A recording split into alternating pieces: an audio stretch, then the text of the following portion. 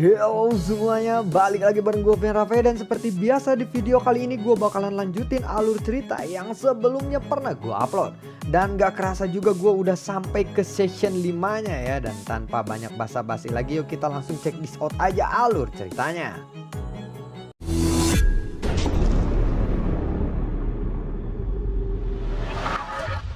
Di episode sebelumnya, kelompok Xiaoyan berhasil bertemu dengan Kaisar Xiaoyao.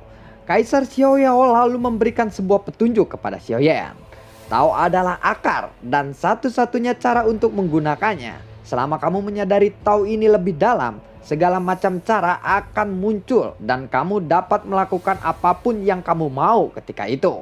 Aku hanya bisa menjelaskannya sejauh ini. Aku harap itu akan dapat membantumu, ucap dari Kaisar Xiaoyao kepada Xiaoyan. Lalu tatapan Kaisar Xiaoyao menoleh ke arah kelompok Xiaoyan. Lalu dia berkata, aku percaya di masa depan kalian semua pasti akan menerobos Kaisar Bintang 9 dan meninggalkan 3 kaisar dari masing-masing ras, ucap dari Kaisar Xiaoyao. Tatapan Kaisar Xiaoyao lalu beralih kepada Xiaoyan. Dia kembali berkata, harapanku sangatlah besar kepadamu. Aku harap kamu bisa melampauiku di masa depan, ucap dari Kaisar Xiaoyao. Xiaoyan hanya tersenyum pahit melihat itu. Kaisar Xiaoyao lalu berkata lagi, kenapa? Apakah kamu tidak percaya diri kali ini? Kamu harus melakukannya dan kamu harus percaya dirimu sendiri, ucap dari Kaisar Xiaoyao. Mendengar itu pun Xiaoyan lalu mengangguk. Kaisar Xiaoyao lalu berkata lagi, bagus, itu baru muridku. Nah, jalan itu sangatlah misterius. Sulit untuk dijelaskan dengan kata-kata. Tetapi aku akan membantumu sebagai seorang guru, ucap dari Kaisar Xiaoyao. Tubuh Kaisar Xiaoyao pun menjadi lebih ilusi. Kaisar Xiaoyao lalu mengulurkan tangannya. Dan sekuntum bunga teratai darah pun muncul. Teratai darah mengambang perlahan di atas telapak tangan Kaisar Xiaoyao, berputar menyebarkan cahaya ke sekelilingnya. Kaisar Xiaoyao lalu berkata lagi, ini ambillah dari sumber pengetahuanku untuk kamu amati di masa depan. Ini hanya dapat disimpan di lautan pengetahuanmu. Kamu dapat melepaskan lautan pengetahuanmu dan jangan melawannya sedikit pun, ucap dari Kaisar Xiaoyao. Xiaoyan lalu mengatur nafas dalam-dalam dan memejamkan matanya. Kaisar Xiaoyao lalu melambaikan tangannya dan kabut pun mulai menyebar. Kaisar Xiaoyao lalu berkata, ini adalah King Lian. Sebagai bukti bahwa orang ini adalah murid Kaisar Xiaoyao. Perintahnya adalah perintah Kaisar Xiaoyao. Teratai darah tidak akan bisa dibantah. Kabut biru itu lalu melayang ke arah dahi Xiaoyan. Tanda teratai hijau itu pun tercetak di dahi Xiaoyan. Segera teratai darah terbang dari telapak Kaisar Xiaoyao dan masuk ke dalam pengetahuan Xiaoyan dari tanda King Lian. Kaisar Xiaoyao lalu berkata, nah itu hanya dapat dilihat 3 kali saja. Aku harap kamu akan menghargai ketiga kesempatan ini.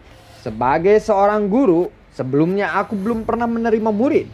Dan sebagai satu-satunya muridku, aku menaruh harapan yang besar kepadamu, ucap dari Kaisar Xiaoyao.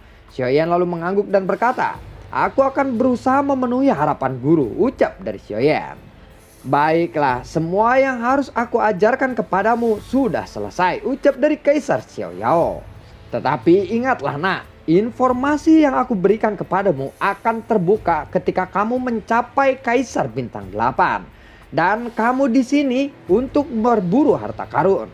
Sebelum berpisah, aku ingin memberimu sesuatu, ucap dari Kaisar Xiaoyao. Mendengar kata perpisahan, ekspresi semua orang lalu berubah. Longyan segera berkata, Tuan Kaisar, ayahku punya cara untuk membawa jiwamu, ucap dari Longyan. Longyan dan yang lainnya segera menatap Xiaoyan.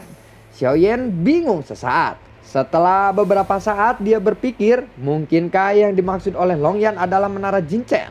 Xiaoyan pun segera memanggil Janlao di dalam hatinya. Zantua, Zantua, Jantua. Tapi tidak ada tanggapan kali ini. Xiaoyan cemas dan kemudian memanggil menara Jinchen secara langsung. Tetapi menara Jinchen yang biasanya muncul setelah dipanggil tetap tidak ada. Xiaoyan lalu berteriak, mulai sekarang dia adalah guruku, ucap dari Xiaoyan. Teriakan Xiaoyan bergema di kuil. Kaisar Xiaoyao lalu berkata, Nak, jangan repot-repot. Misiku sudah selesai. Kamu tidak dapat membawaku keluar dari sini, ucap dari Kaisar Xiao Yao. Guru, guru, ucap dari Xiao Yan. Jangan salahkan dirimu, ucap dari Kaisar Xiao Yao. Kaisar Xiao Yao lalu melambaikan tangannya dan sebuah piring batu giok muncul.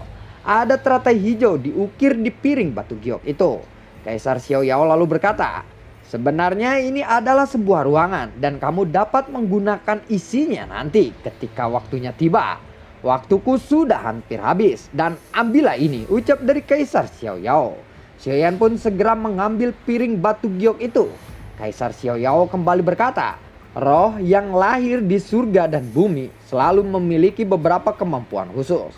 Misalnya dia adalah naga guntur emas yang dibentuk oleh guntur dan kilat.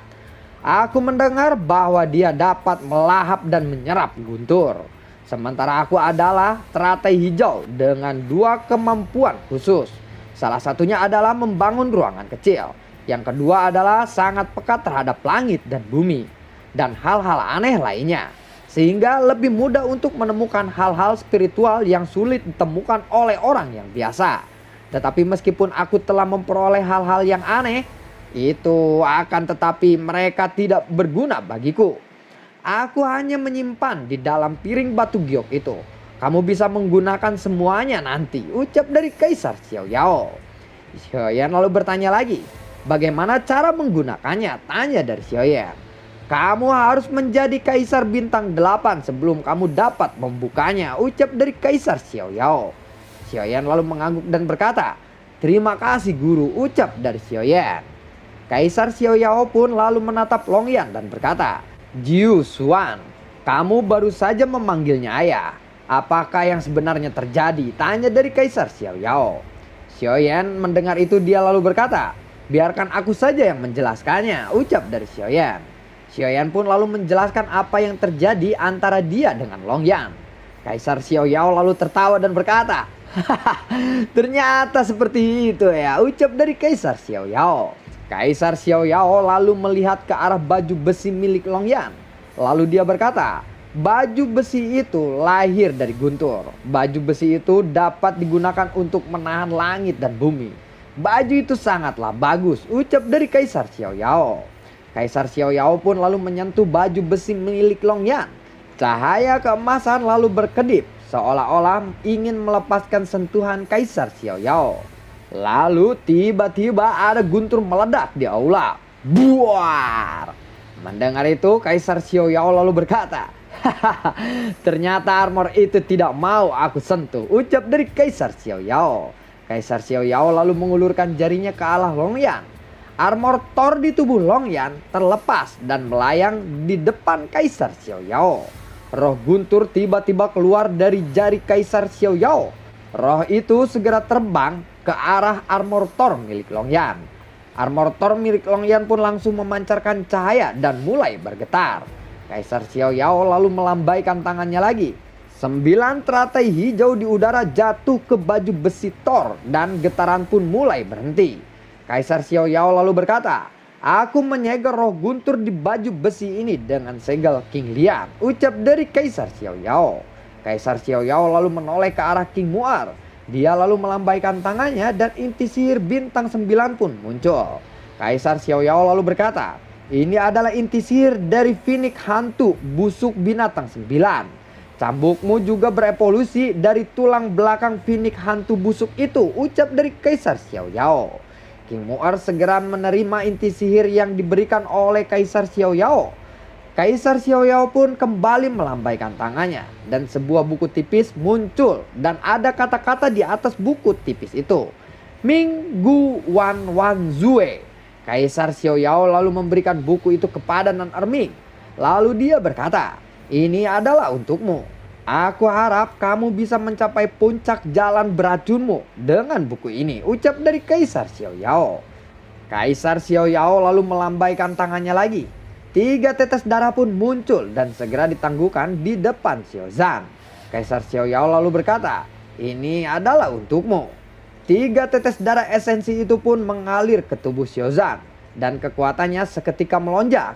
Xiao Zhan lalu berkata, Terima kasih Kaisar leluhur, ucap dari Xiao Zhan. Kaisar Xiao Yao lalu mengangguk dan berkata, baiklah, waktu kita sudah habis. Aku akan mengirim kalian pergi dari sini, ucap dari Kaisar Xiao Yao. Kaisar Xiao Yao lalu mengangkat telapak tangannya dan kelompok Xiaoyan pun serentak berteriak, Kaisar, ucap dari kelompok Xiaoyan. Cahaya biru mengalir dari telapak tangan Kaisar Xiao Yao seperti kabut dan menyelimuti kelompok Xiaoyan. Setelah itu kelompok Xiaoyan pun menghilang dan muncul di puncak Qianfeng di pintu masuk rumah harta karun. Sebuah tawa tiba-tiba terdengar. Sungguh hal yang indah dapat bertemu orang yang sudah mati di tempat seperti ini, bukan, ucap dari suara itu. Kelompok Xiaoyan segera menyapu pandangannya. Terlihat mereka sudah dikelilingi oleh orang-orang dari Gul'dan saat ini. King Mu'er lalu melangkah maju dan berkata, ternyata Gul'dan, ucap dari King Mu'er. Danzan lalu berkata, Nona Mu'er, aku tidak menyangka hubunganmu dengan Xiaoyan ternyata sangat dekat, ucap dari Danzan. Nan Arming lalu berkata, wah, Gul'dan tidak ada habisnya ya mencoba untuk memburu kita kali ini, ucap dari Nan Arming. King Mu'er lalu berkata, dengar Danzan, ayahmu sudah berjanji pada leluhur suku binatang untuk tidak akan lagi bermasalah dengan kelompok Xiaoyan ataupun orang-orang Xiao. Apakah kamu tidak takut bahwa kamu akan melanggar janji dari ayahmu itu dan membuat leluhur suku binatang marah kepadamu, ucap dari King Mu'er. Danzan lalu tertawa. Tenang saja, mereka tidak akan mengetahuinya karena kalian semua akan mati di sini. Orang-orang akan menyangka kalian telah terbunuh saat mencari harta karun itu. Ucap dari Danzan. Xiaoyan lalu berkata, sialan, sepertinya bicaramu ketinggian. Nah, ucap dari Xiaoyan. Xiaoyan, kamu tidak akan bisa lari kali ini, ucap dari Danzan. Kita tidak akan tahu hasilnya sebelum kita bertarung, ucap dari Xiaoyan. Xiaoyan lalu mengepalkan tangannya dan Doki pun segera melonjak. Salah satu kaisar berambut abu-abu menatap ke arah Jiying dengan mata sedikit tertarik. Kaisar berambut abu-abu itu lalu melangkah maju ke arah Jiying. Jiying lalu melambaikan tangannya. Darah tiba-tiba menyembur dari leher kaisar berambut abu-abu itu. Dia lalu terjatuh ke tanah dan seketika mati. Orang-orang Gul'dan melihat itu, mereka sangat terkejut. Danzan lalu berkata, haruskah aku akui keterampilan bertarung kelompokmu itu sangat bagus, tetapi sayangnya kekuatanmu sendiri terlalu rendah, ucap dari Danzan. Danzan lalu berkata kepada kelompoknya, aku akan melawan Xiaoyan, kalian semua bunuh yang lainnya, ucap dari Danzan. Lalu seseorang pria berjubah putih melangkah maju ke arah Jiying. Tubuh Long Yan tiba-tiba membengkak menjadi naga guntur menghadang pria berjubah putih itu. Orang-orang dari Gul'dan terkejut saat melihat transformasi tubuh Long Yan. Mereka lalu mundur beberapa langkah. Danzan lalu berkata, aku tidak menyangka itu adalah seekor naga guntur Jisuan. Suatu kehormatan bisa melihat makhluk roh legendaris dengan mataku sendiri kali ini, ucap dari Danzan. Danzan lalu berkata kepada Long Yan, kamu adalah binatang roh yang tidak tertandingi dan memiliki kemampuan yang unik. Di benua kaisar di Gul'dan adalah tempat terbaik untukmu. Orang-orangnya tidak lemah dan seperti orang-orang Xiao ini, ucap dari Danzan kepada Long Yan. Mendengar itu Long Yan lalu mengaum. Danzan lalu berkata, jangan terburu-buru membuat keputusan dengan aku dulu. Memang Xiaoyan sudah berbuat baik kepadamu dan sebagai rasa terima kasih kamu pun membalas kebaikannya. Aku hargai itu, tetapi Jisuanjin, Xiaoyan akan segera menjadi mayat karena aku akan membunuhnya di sini. Agar tidak ada orang yang tahu bahwa dia dibunuh oleh Gul'dan, aku juga akan membunuh semua orang yang ada di sini. Lihatlah barisan kami. Ada 2 puncak kaisar bintang 7 dan 8. 6 kaisar bintang 7 menengah ditambah aku. Sementara itu Xiaoyan hanya berada di tingkat kaisar bintang 7 awal. Dan yang lainnya hanya puncak kaisar bintang 6. Apakah kamu ingin melawannya? Ucap dari Danzan. Mendengar itu Long Yan lalu berkata, yang akan mati di sini adalah kamu dan kelompokmu, ucap dari Long Yan. Naga guntur Jisuan, apakah kamu pernah berpikir bagaimana nasib Xiaofu di masa depan? Xiaofu akan terkikis oleh kekuatan besar dan bahkan akan dihancurkan. Selama kamu mau bergabung dengan Kuildan, aku bersedia untuk melindungi Xiaopu. Bagaimana? Ucap dari Danzan kepada Longyan. Sudahi omong kosongmu, ayo kita bertarung, ucap dari Longyan. Kalau begitu jangan salahkan aku, ucap dari Danzan. Seseorang pria segera melesat dan menghantamkan tinjunya ke arah Longyan. Buar, Longyan pun mundur beberapa langkah dan kembali ke bentuk manusianya. Sementara itu Xiaoyan memimpin kelompoknya untuk menyerang. Pertempuran pun segera meletus. Hiya, dededok, buar. Bebek, buar. Kelompok Xiaoyan melompat ke udara dan segera menghantamkan pedangnya ke tanah. Mereka lalu berperang habis-habisan. Ji Ying dengan cepat muncul di antara Kaisar Bintang 7. Dia pun menghunuskan bilahnya ke arah leher Kaisar Bintang 7 itu. Hiya, pampring, buar. Kaisar Bintang 7 itu seketika mati oleh serangan mendadak dari Ji Ying. Xiaoyan lalu berhadapan dengan Danzan dan yang lainnya. Danzan melesat ke arah Xiaoyan. Dia lalu mengepalkan tangannya. Tinjunya pun segera diarahkan ke arah Xiaoyan. Hiya, buar. Xiaoyan terpental dan seteguk darah dimuntahkan olehnya. Danzan kembali melesat ke arah Xiaoyan. King Mu'ar melihat itu, dia lalu mengayunkan cambuknya mengikat tubuh Danzan. Longyan yang sudah kembali ke bentuk naga lalu menembakkan petir dari mulutnya ke arah Danzan. Tarbuar. Nan Arming melambaikan tangannya dan gas beracun pun melonjak di sekitaran kelompok Kuildan. Seseorang pria kurus tiba-tiba melesat dan menghantam ke arah Longyan. Hiya, dededok, buar. Kekuatan pria kurus itu berada di puncak Kaisar Bintang 7.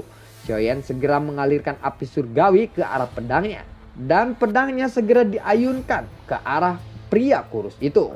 Saat pedang Xiaoyan akan mengenai pria kurus itu, tiba-tiba kabut kuning menyebar dari tangan pria kurus itu. Awan kuning itu lalu membungkus pedang Xiaoyan hingga lengan Xiaoyan. Xiaoyan merasa tangannya seperti dipegang erat oleh kabut kuning itu. Xiaoyan lalu berteriak, "Aku tidak bisa melepaskan ini," ucap dari Xiaoyan. Para Kaisar Bintang 7 yang lainnya segera mengepung Xiaoyan. Api surgawi di pedang Xiaoyan pun lalu lenyap, seolah-olah ditelan oleh kabut kuning itu. Melihat keadaan Xiaoyan tidak menguntungkan, Xiaozan dan Longyan segera ke arah Xiaoyan dan menembakkan serangan ke arah Kaisar yang mengepung Xiaoyan. Dededok, buar. Sementara itu, Xiaoyan berusaha untuk melepaskan cengkraman kabut kuning itu.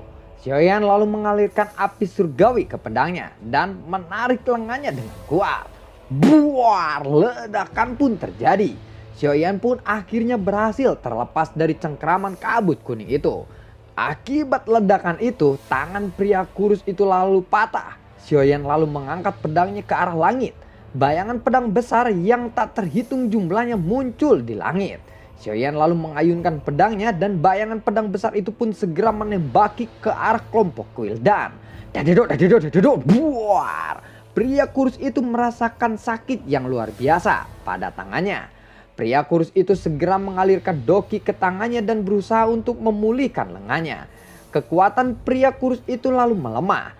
Kekuatan pria kurus itu lalu berkurang dari puncak Kaisar Bintang 7 ke Kaisar Bintang 7 menengah. Pria kurus itu tidak peduli dengan pengurangan kekuatannya, asalkan dia bisa membunuh Xiaoyan.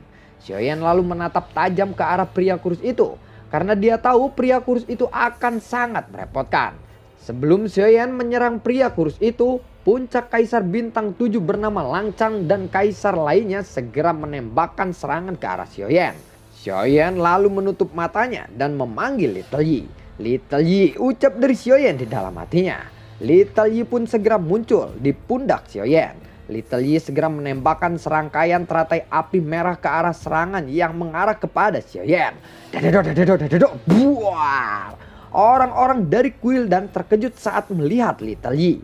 Xiaoyan segera mengalirkan api surgawi ke arah pedangnya lagi dan dengan cepat melesat ke arah pria kurus.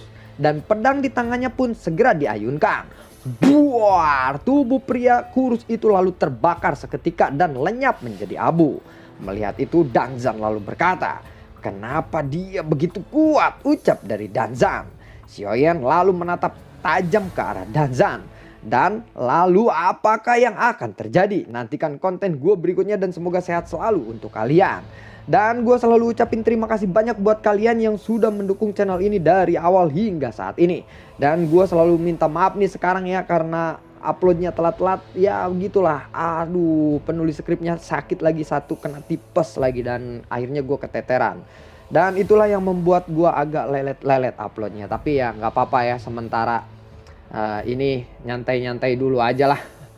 Kayak gimana gitu, kalau ada yang nabung-nabung juga nggak jadi masalah. Dan gue selalu ucapin terima kasih banyak banget buat kalian yang sudah mensupport channel ini lewat link Saweria di bawah kolom deskripsi. Gue bukannya malas-malasan bro ya, tapi ya ampun, godaannya tuh banyak banget. Kemarin istrinya yang sakit, sekarang dianya yang sakit. Aduh. Bagi yang suka akan alur cerita Battle Trog The Heaven ini kelanjutannya, kalian bisa like, share, dan bagi-bagikan ke teman kalian. Dan semoga sehat selalu untuk kalian. Dan sampai jumpa, sampai ketemu lagi di video gue berikutnya. Assalamualaikum dan dadah.